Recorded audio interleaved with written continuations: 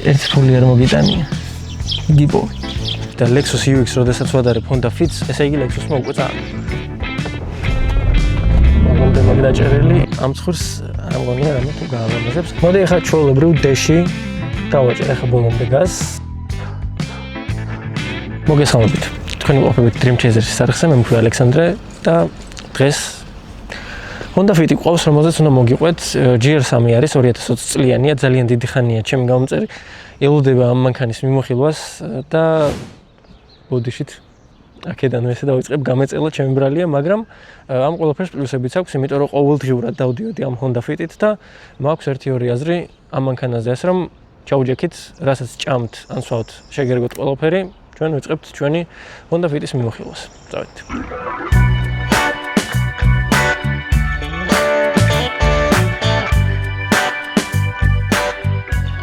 თავიდან როგორც ყოველთვის ტრადიციულად ვიზუალით დავიწყოთ, რომელიც არც თუ ისე კარგი გამოვიდა Honda-ს, მოდი ვაღიაროთ.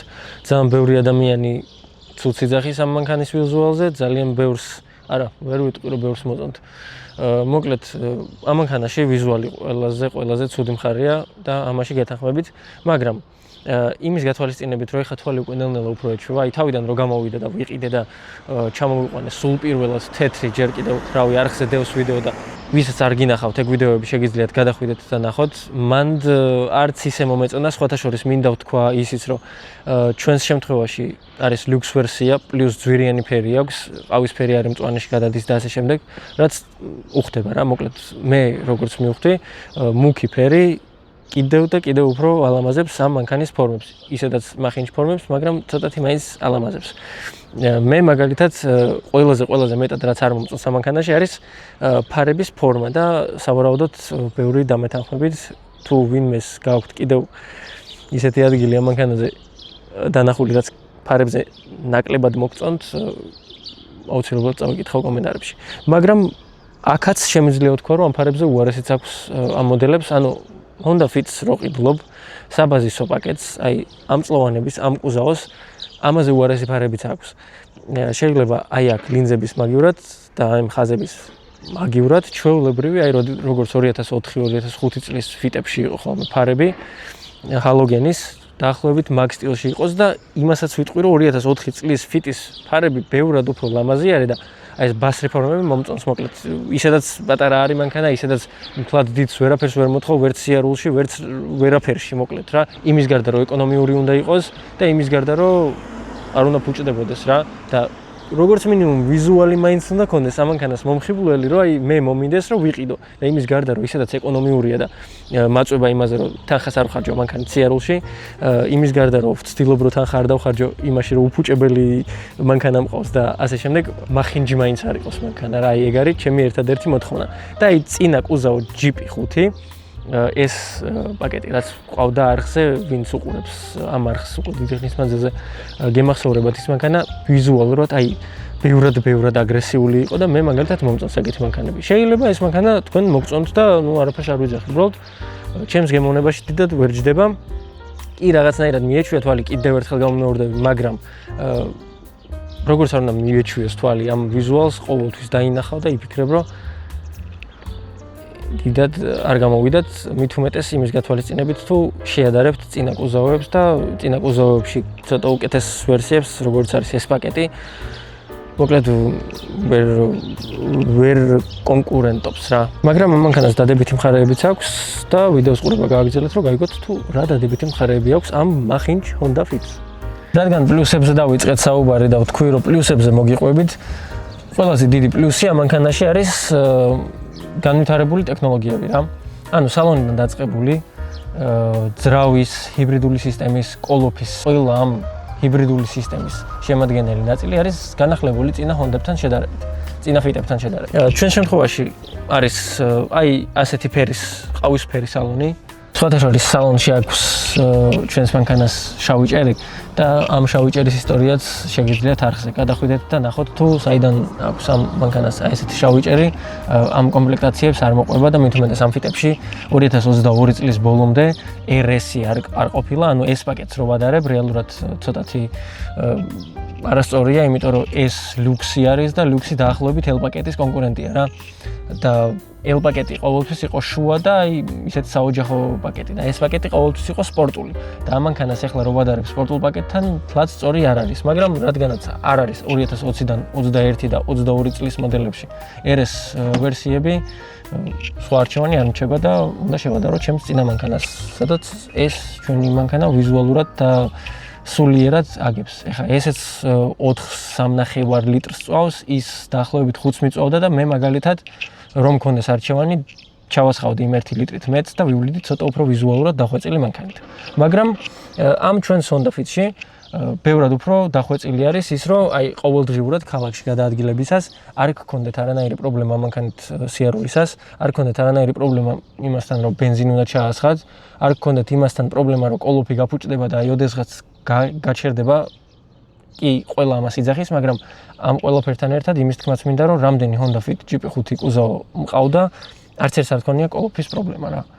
მაგრამ ყველა იძახის, რომ პრობლემური კოლოფი აქვს. მაგრამ მე არ შემხვედრია და არც ახლა ხშირად მხვდება პოსტები იმაზე, რომ კოლოფი გაუფუჭდა, აი ჩემს Honda Fit-ს კოლოფი გაუფუჭდა, ეგეთი პოსტები არ შემხვედრია.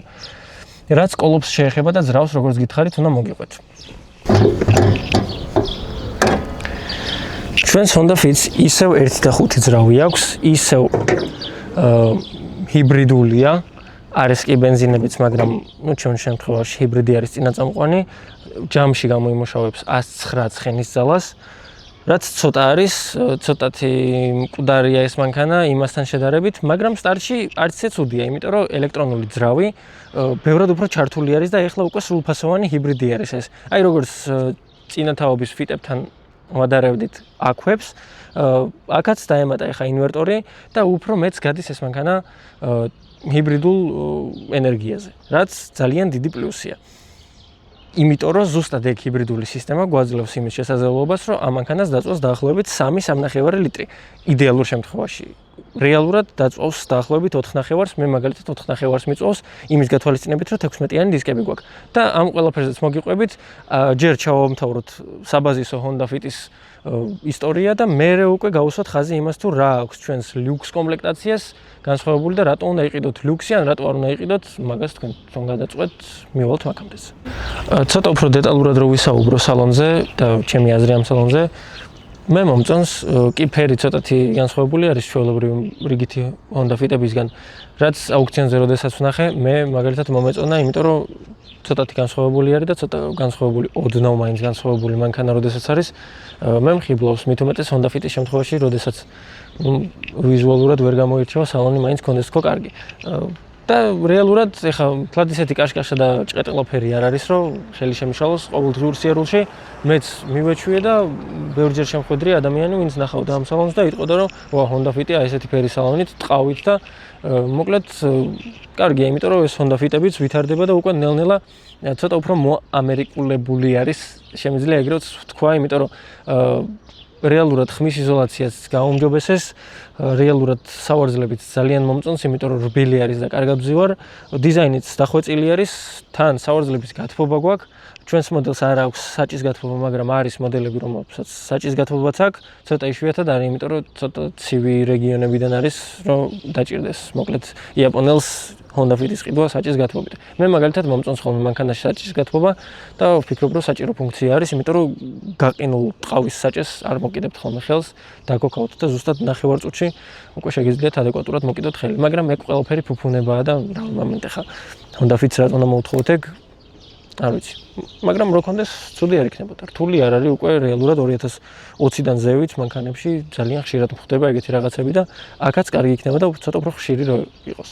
ჩვენს Honda Fit-ზე როდესაც ვსაუბრობთ და სალონებზე როდესაც ვსაუბრობთ, Honda Fit-ის მაგიური სალონი კიდევ ადგილზე არის და არსად არ წასულა და რა იგულისხმება, რას ეძახის Honda მაგიურ სალონს. პირველ რიგში ჩვენი კარები იხსნება აი ასე, ანუ სუბოლომდე იხსნება თითქმის 90 გრადუსიან კუთხეს ხსნის და ძალიან კარგია ეს.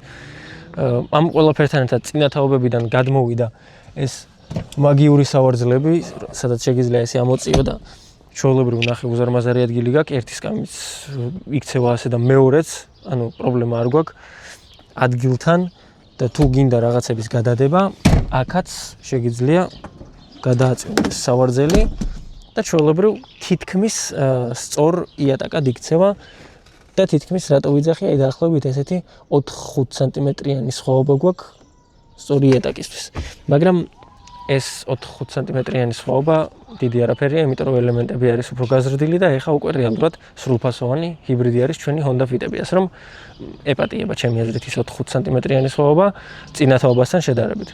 სავარძლებით იკეცება, ადგილიც გვაქვს, მოკლედ Honda Fit-ი ისევ Honda Fit-ია და ჩვეულებრივ შეგიძლიათ გადაიტანოთ, გადაზიდოთ ნაწილები, მე მაგალითად კაპოტები მაქვს გადატანილი ამით, კარები მაქვს გადატანილი მანქანების ამით და რა ვიცი, ეს მანქანა რეალურად მეხმარება იმაში, რომ ჩვენი საქმე ვაკეთოთ ცოტა უფრო სწრაფად და ნაკლებად ხარჯიანად. ადგილს რაც შეეხება ჩვენს Honda Fit-ში, კომფორტულად როდესაც ვზივარ, დაახლოებით აი ასე გამოიყურება ჩემი ჯდომი, ცოტა უკანაც გავწევდი, მაგრამ ნუ რა ვიცი, ესე მოვედი ალბათ და ესე იყოს. დაუშვათ ვზივარ ესე კომფორტულად, უკან ნახოთ რამხელა ადგილი რჩება იმისთვის, რომ მაგალითად სამოგზაუროდ მივდივართ და მე მიწევს ჩემს უკან დაждომა. რეალურად რა ვთქვათ, საკმაოდ ბევრი ადგილი არის, მუხსაც არ ვადებ აქ, რაც ძალიან დიდი პლუსია. უკან არ ვიჯდებოდი, მაგრამ აი მაგალითად Lexus UX-ი რომელიც ყავდა. მოკლა ფულით სიყიდოს. ერთი ფული არ მოგიტანია. გიპო. Lexus-ი რომელიც ყავდა. მოდი მე გადმოვაკეთე. Lexus-ი რომელიც ყავდა UX-ი. იქ ესე კომფორტულად ვერ ვიჯექი და Lexus UX როდესაც ვადარებ Honda Fit-ს, ესე იგი Lexus-მა უკვე წააგო. მე ეგრე ვფიქრობ, იმიტომ რომ ეს Honda Fit-ი ღირს დაახლოებით 9000 და Lexus UX-ი ღირს 18, ანუ ორ Honda Fit-ს იყიდი და დარწმუნებული ვარ დაეტევი. მომენტაკი სადაც მეტია ადგილი. მოკლედ Lexus UX დიდი მინუსი ადგილისთვის, აქ ბევრად უფრო მეტია ადგილი და მოდი ახლა ნელ-ნელა მივიდეთ იმამდე თუ რატო უნდა იყიდო მაგალითად Lux-ი და რა აქვს განსხვავებული Honda Fit Lux ჩვეულებრივ საბაზისო Honda Fit-ისგან. პირველ რიგში სპოილერი, რომელიც ამი ისედაც მახინჩ და საპონისებრ ტრაქს აკლია რეალურად და აი Lux-ებში გვაქვს ეგ და ძალიან დიდი პლუსია ეს, იმიტომ რომ ცოტათი მაინც აძლევს ბას რეფორმებს, რომელსაც ასე ძალიან მივეჩვიეთ წინა თაობის Fit-ებიდან. Lux-ის ხაზს აი ეს ხაზი უსვამს, რომ ეს რეალურად Lux-ია და აი მაგალითად გამძლელმა რომ მიხვდეს, რომ ეს Honda Fit Lux-ი ყავს. ეს ხაზი არის მოკლედ რაც აკეთებს მაგას. ხაზზე ცოტა უფრო მნიშვნელოვანი რაც არის დისკები, რეალურად დისკები მართლაც ლამაზი არის, კი 16-იანი არის და ცოტა უფრო ბრაგუნა არის, ვიდრე ჩვეულებრივ 15-იანი, მაგრამ რას ვიზავთ, სილამაზემ სვერპლს მოითხოვს და მე მზად ვარ გავიღო ეს სვერპლი, იმიტომ რომ რეალურად სიმპათიური დისკები არის, ქარხნული დისკებისთვის არა უშავს. ხაზი გრძელდება კარებზეც და რეალურად ქრომის მომხრე არ ვარ, მაგრამ ამ შემთხვევაში უხდება რაღაცნაირად, არ ვიცი. იგივე ქრომის სტილი გრძელდება სარკეებზეც, რაც რეალურად კარგია და მომწონს. შეიძლება ეს ფერთა შეხამება ყავისფერთან რო არის, მაგიტომ მომწონს და თეთრზე არ მომეწონოს ან რაღაც მაგდაგვარი კიდე. მაგრამ რა ვიცი, ამ შემთხვევაში მომწონს. და აქაც გრძელდება ეს ხაზი. რეალურად აქ ზოგი აკრავს რაღაცნაირ დამატებას, რომელიც კიდევ უფრო ალამაზებს, მაგრამ ამ ცხვირს არ მგონია რამე თუ გაალამაზებს. აი RS-ის ცხვირი მომწონს და RS-ის ცხვირს აუცილებლად გაჩვენებთ ფოტოში და მივხვდებით რას გულისხმობ. ეს ცხვირი დიდად ვერა. რადგანაც ვამთავრებთ უკვე ნელ-ნელა ვიზუალზე საუბარს, მოდით ცოტა უფრო ტექნიკურ და აი ყოველდღიურობაში გამოსადეგარ ფუნქციებზე ვისაუბროთ. ეს არის სანისლეები ჩვენს მოდელში, რაც ნორმალურია და არ ვიცი სანისლეებზე რატო ვსაუბრობ. 2020 წლის მანქანაში, რომელშიც $9,000 ვიხდით, მაგრამ გვაქვს სანისლეებიც, ნახე რა მაგარია. ეგ კი არა, ბარიც კი გვაქვს ამ მოდელში. რაც შეეხება სენსორებს და რეალურად საჭირო ფუნქციებს ამ მანქანაში არის Honda Sensing-ი, რომელიც წინა მხრიდან და უკანა მხრიდანაც არის. ანუ რეალურად ძალიან დიდი პლუსია, იმიტომ რომ შეიძლება ყურადღება გაგექცეს, სადღაც რაღაც ვერ დაინახო და ჩვენი მანქანა ყოველთვის არის ყურადღებით, რაც ძალიან დიდი პლუსი არის და ასე თუ ისე საჭირო არის და მეც მივეჩვი უკვე ამ ახალ მანქანებში, არაერთხელ მანქანა თქვამი და საჭირო არის რომ იყოს. სხვადასხვა ჩვენს ახალ Honda Fit-ებში დაემატა წინა და უკანა ვიდეო რეგისტრატორი, რაც ძალიან დიდი პლუსია, როდესაც მანქანას ყიდულობ და მოყვება ესეთი რაღაცა ძალიან სასიამოვნო არის, წინაც და მით უმეტეს უკანაც ხშირად ხდება რომ რაღაც გამოგვრჩება და მე გჭირდება დასამტკიცებლად მოკლედ ვიდეო რეგისტრატორის ფუნქციას თქვენთანაც მიხვდებით, ძალიან დიდი პლუსია, რომ ვიდეო რეგისტრატორი აქვს. და ვიდეო რეგისტრატორის გვერდზე გვაქვს კამერა, რომელიც ხაზებს ხედავს. ჩვენი Honda-s ლოგოტიპის უკან იმალება Distronic-ი, რომელიც დისტანციას ზომავს და ეს ყველაფერი ერთად კრავს Honda Sensing-ს, რაც საბოლოო ჯამში ძალიან დიდი პლუსია შორგზაზეც და ქალაქშიც. შორგზაზე გამოვიყენე ეს ყველაფერი და ხაზშიც დადიოდა, ზოლსაც იჭერდა, დისტანციასაც იკავებდა და ძალიან დიდი პლუსია ეგ ყველაფერი მოკლედ მშვიდად ვიჯექი და მივენდე მთლიანად, ცოტათი ოდნავ საჭესთან ატრიალებს და ზოლსაც მიყვება, რაც შეუძლებელია რომ არ მოგწონდეს $9,000 მანქანაში. ეგ ძალიან დიდი პლუსია, კი, ეგ მომწონს. ამ ყველაფერთან ერთად ტარებამდეც მივედით, იმდენი მოგიყევით ტარებაზე, რომ ახლა დრო არის დავждეთ და გავატაროთ ჩვენი Honda Fit. სალონში რო ჩავждებით, პირველ რიგში გვხდება ეს რაღაცნაირი სხვანაირი საჭე, რომელსაც ქვედა ის არა აქვს. მიხვდით. ქვედა ის არა აქვს. რაღაცნაირი სხვანაირია რეალურად, მაგრამ ეჩვევი და კომფორტულია რა გრძელგზაზე მით უმეტეს ესე ჩაყოფ ხელს და წყნარად მშვიდად მიდიხარ. რაც სხვაობას შეეხება კიდევ ბენზინის მაჩვენებელი გვაქვს და ბენზინის მაჩვენებელის გვერდზე გვაქვს ელემენტის მაჩვენებელი და აქ უკვე ყველაფერი დისპლეიზე არის. აქ შეგიძლიათ ნახოთ რამდენს გიწვევთ მანქანა, ჩვენ შემთხვევაში ეს არის 21.2, მაგრამ რეალურად ბევრად მეცაც წერს ხოლმე. დაახლოებით 4 ნახევარს წვავს თბილამინდებში, ცოტა ცივამინდებში, როდესაც ფეჩია ჩართული და ასე შემდეგ, 5.2-მდე ადის და ეგეც ჩვეულებრივ ადეკვატური. მანიშნებელი არის, რავი, ნორმალურია, მეც არც მოვთხოვ ამ მანქანას. CarPlay ჩვენს მანქანას არ აქვს, რაც ძალიან დიდი მინუსი არის. ბევრ წინათაღობის ფიცაც კი ქონდა CarPlay, მე კიდე აქ ტელეფონს რო ვაერთებ, მიწევს რომ iPod-ის რეჟიმში, ეს აუდიოში გადავიდე და iPod-ის რეჟიმში მოვუსმინო სიმღერებს, რაც არ არის კომფორტული. მე აქ ვთავ Maps, ცხელდება ტელეფონი, ვერც მოკლედ არ არის კარგი. რაც შეეხება ჩვენი გადამრთველის ამბებს წინათაღობებთან შედარებით სხვანაირია და ეხლა ჩვეულებრივ კლასიკური არის, როგორც ჩვეულებრივ ყველა ნორმალურ მანქანაში. პრიუსებში ცოტა სხვანაირად არის. ელექტრომოხრუჭი გვაქვს, ეხლა უკვე ის ამოსაწევი მოხრუჭი აღარ გვაქვს, რაც რავი უკვე მივეჩვი ამასაც საშინელება არის ამ ახალ მანქანებში, სუთავიდან რო დავჯექი მანქანაზე და ელექტრომოხრუჭი ქონდა, Fusion-ი იყო მე მგონი, საშინელად არ მომეწონა Fusion-ს მაგდროს ცუდი სიტყვები ვაკადრეთ და ეხლა უკვე Honda Fit-იც და მოკლედ მიყვება ყველა მანქანა მაგ ელექტრომოხრუჭებს. ტარებას რაც შეეხება, ეხლა დაქოქილი არის მანქანა, მაგრამ ჰიბრიდზე ვართ, უფრო ხშირად ივლით ამ მანქანით ჰიბრიდით ვიდრე ძრავით რეალურად. გადასვლაც არ იგრძნობა, ეხლა რეალურად აი გაზ დავაჭერ და თლად ისე არ იგრძნობა, რომ აი დაიქოქა და всё. ხშირ შემთხვევაში ასფალტის ხმა უფრო გესმით ხოლმე, ვიდრე ძრავის მუშაობის ან არ მუშაობის რა მოკლედ. ეხლა მივდივართ 40-ით, ხმაური არ შემოდის დიდად, ნორმალურია რა ეგ ყველაფერი. ზედმეტად კრიტიკულად არ ვუყურებ ეხლა Honda Fit-ის სალონში ხმაურის შემოსვლას და ასე შემდეგ, მაგრამ ყველაფერი ადეკვატურ ფარგლებში არის. რაც ჩვენს ხილვადობას შეეხება, ხილვადობაც არის შეცვლილი და ეხლა რეალურად ბევრად უფრო მეტი ჩანს, რაც ძალიან დიდი პლუსია, მით უმეტეს ქალაქის მანქანისთვის. როდესაც ხედავ ყველაფერს, შეიძლება რავი ბავშვმა გადმოირბინოს, შეიძლება რავი ძაღლმა გადმოირბინოს, არ აქვს მნიშვნელობა. ბევრად მეც ხედავ და ჩემი აზრით ძალიან დიდი პლუსია ისეთი მანქანისთვის, როგორც არის Honda Fit, რომელთაც უფრო ხშირად ქალაქში გიწევთ სიარული და რეალურად ქალაქის მანქანად პოზიციონირებს. რაც აჩქარებას შეეხება და ცოტა მკვდარია მეთქი, რო ვთქვი, მოდი ბარემ გავჩერდები და 100-მდე აქ ვერ მოვასწრებთ აჩქარებას. ცოტა მოკლე დისტანცია არის, სულ რაღაც ძალიან ბევრი მეტრია, მაგრამ ჩვენი Honda Fit-ით ვერ ავჩქარდებით 100-მდე. მოდი ახლა ჩვეულებრივ D-ში დავაჭერ ახლა ბოლომდე გაზს, ეკონომიის ღილაკი არ მაქვს ჩართული, იმიტომ რომ როგორც ვიცი, ელემენტებს აწვება და თქვენს გათიშეთ, თუ გაქვთ ჩართული, წავედით, ვნახოთ როგორ დადის ჩვენი Honda Fit-ი. ბოლომდე მაქვს დაჭერილი, ეხლა ხმაურს გაიგებთ ძრავის. მოკლედ 88-მდე ავჩქარდი და მოხრუჭი გვაქვს ცოტა რბილი და ეგეც მინდოდა რომ მეთქვა და კარგია რომ კედელი იყო წინ და მომიწია და მოხრუჭება და გამახსენდა რომ რბილი მოხრუჭი გვაქვს.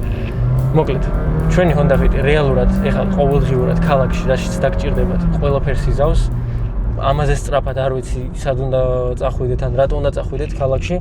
მოკლედ ყველაფერი ადეკვატურის ფარგლებში, როგორც ყოველთვის, როგორც ყველა 2020-დან ზევით მანქანაში, რომელიც ქალაქისთვის არის განკუთვნილი, იგივენაირად არის აქაც. ჩვენს Honda Fit-ს არაფერი განსხვავებული არ აქვს, არც სიჩქარე, არც არაფერი. ჩვეულებრივ იაფ ფასიანი, რომელიც ცდილობს რომ იყოს ცოტა ბევრად უფრო ლუქსი და ცოტა უფრო ისეთი ჩანდეს, რომ რეალურად ღირდეს ამანქანის ყიდვა და გამოვიდათ კიდევაც, მინდა ვთქვა, ტყავი. ნორმალური ხარისხის არის, საჭესაც რო ვკიდებ მომწონს, ყველაფერი ხარისხიანი არის ამ ფაზიდან გამომდინარე. რაც ძალიან დიდი პლუსია. მოკლედ, საბოლოო ჯამში რა შემიძლია რომ ვთქვა ამ Honda Fit-ზე. ნორმალური მანქანა არის იმისთვის, ვისაც უნდა A წერტილიდან B წერტილამდე მისვლა, პლუს ამ ყველაფერს კომფორტულად, სიმპათიურად სალონის შემთხვევაში RS თუ იყიდით, კი ცოტა მეტი დაგიჯდებათ, მაგრამ ვიზუალურადაც უფრო ბევრად კონკურენტუნარიანი გამოდგება და მე ვფიქრობ, რომ მე მაგალითად ამ Honda Fit-ის შემდეგ თუ ვიყიდი ისევ Fit-ს, ვეცდები რომ იყოს RS-ი, იმიტომ რომ ამაზე მეტი რაღა უნდა იყოს, ლუქსია, ამაზე უკეთესი, რავი, არ გამოდის. რაც Honda Fit-ში შეიძლება რომ იყოს, ყველაფერი გვაქვს აქ. მაგრამ მაინც არ არის საკმარისი. და სხვათა შორის კიდევ დამავიწყდა ჩვენს ლუქს ვერსიას აქვს დინამიკები კარებთან, აი აქაც არის დამატებითი დინამიკები, რაც ძალიან დიდი პლუსია და რეალურად აუდიო სისტემა ცუდად არ მუშაობს. საბოლოო ჯამში ეს იყო ჩვენი Honda Fit-ი. თუ გადაწყვეტთ და მოგინდებათ Honda Fit-ის ყიდვა, შეგიძლიათ მომწეროთ, თუ ამერიკული მანქანა გინდათ, ეგეც არ არის პრობლემა, მომწერეთ. მოკლედ იაპონიიდანაც, ამერიკიდანაც და ნებისმიერ ქვეყნიდან შემიძლია რომ ჩამოვიყვანოთ თქვენთვის მანქანა. ძალიან დიდი მადლობა რომ ჩემს გვერდზე ხართ, ძალიან დიდი მადლობა რომ ამარხს უყურებთ და ჩვენ ვაგრძელებთ ჩვენს გზას საოცნებო მანქანამდე. ძალიან დიდი მადლობა, კარგად იყავით.